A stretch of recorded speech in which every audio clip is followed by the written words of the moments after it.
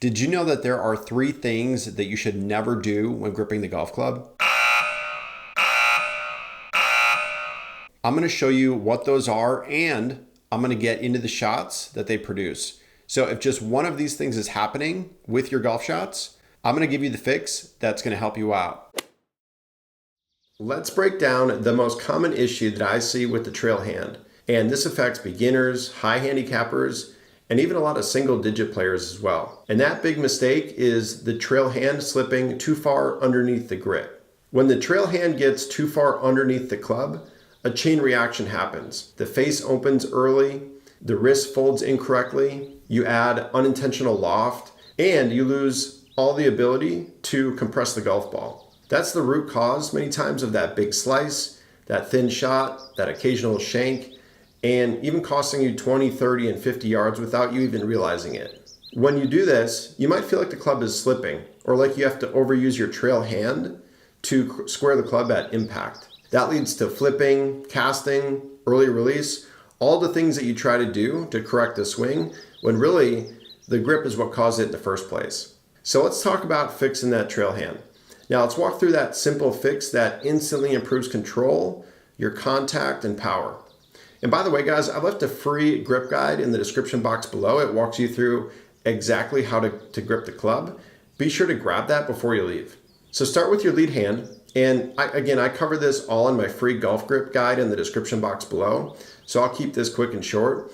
But really, you want to have the grip sitting in the fingers, having 2 to 3 knuckles showing, and pressure no more than maybe 4 to 5 out of 10. What this does is it sets the foundation so that your trail hand can do its job during the swing. Now you want that trail hand on the side and not under. And this is really that magic move. Instead of placing your trail hand under the club, rotate it so it sits more on the side. And what this does is it matches more of the face angle, it improves your wrist hinge, it also reduces that tension in the trail arm, and it keeps that club face square even longer. So you're probably gonna feel like your hands are now working together instead of fighting each other. And now all you really need to do is place that lifeline of your trail hand right over the thumb of that lead hand. This creates that connection so that your hands move as one piece together throughout the swing. If the trail hand squeezes too hard, a lot of times your wrist can lock up, your takeaway gets disconnected, and your swing path shifts outside in. So the softer that trail hand, the easier it is to create that speed later in the swing.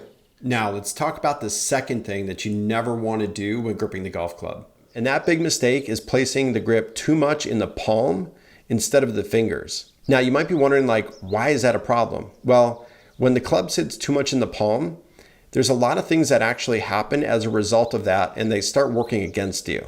Like the wrist locks up, you lose proper hinge, and the club face becomes harder to control. That's many times the root cause of some of your weak fades, your inconsistent contact, and shots that just feel flippy, and really that frustrating feeling like you have to manipulate the club just to square it through impact. If you know what I'm talking about, comment below. We've all been there.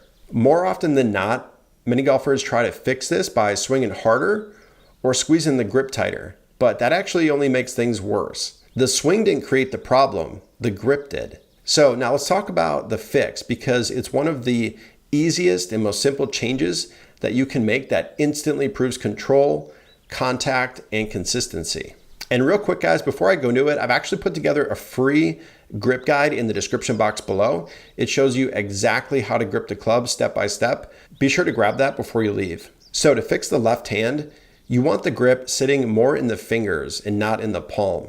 The club should run diagonally across your fingers, like you're seeing in the video, from the base of your pinky toward the middle of your index finger. And when you do this correctly, your lead wrist stays athletic and the club face squares naturally without you having to force it. From the point of view at address, you should see 2 to 3 knuckles on your lead hand. That's a great checkpoint that your hand is positioned on top of the club and not wrapped underneath it. So here's a simple feel to lock it in, a feel that works really well.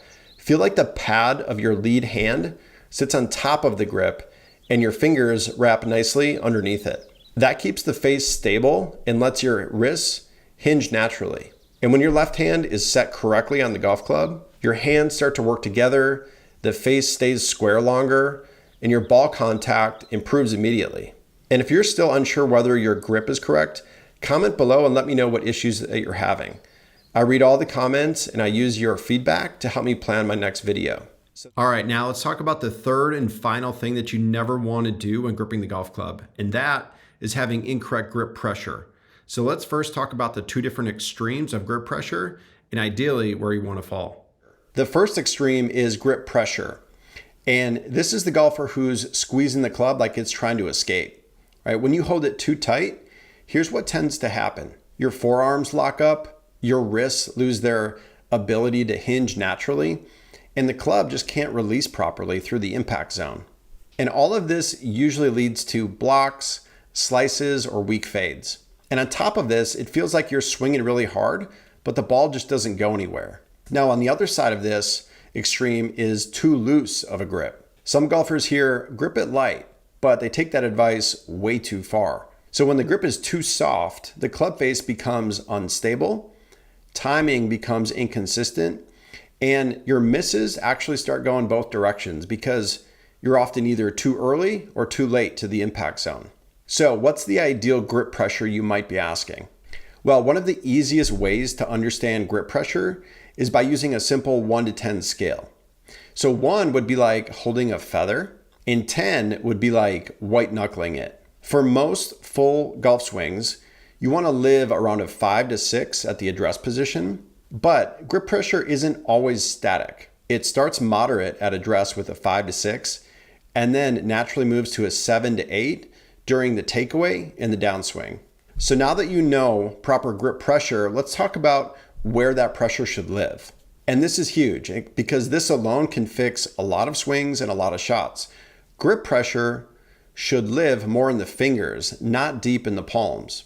Now, when it's in the fingers, your wrists hinge easier, your club releases naturally, and your swing feels smoother and faster. If pressure is buried in the palms of your hands, the club often feels heavy, your arms take over, and the swing just loses its flow. And as a reminder, be sure to grab my free grip guide in the description box below. It'll visually break down all of this for you.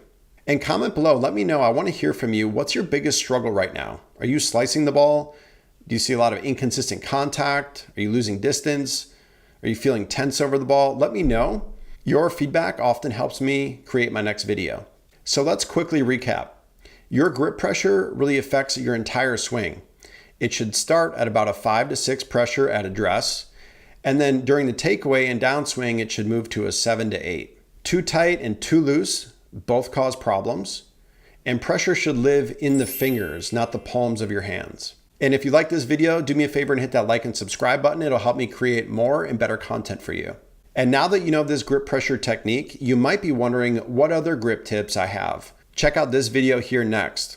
Thanks for watching, and we'll see you in the next video.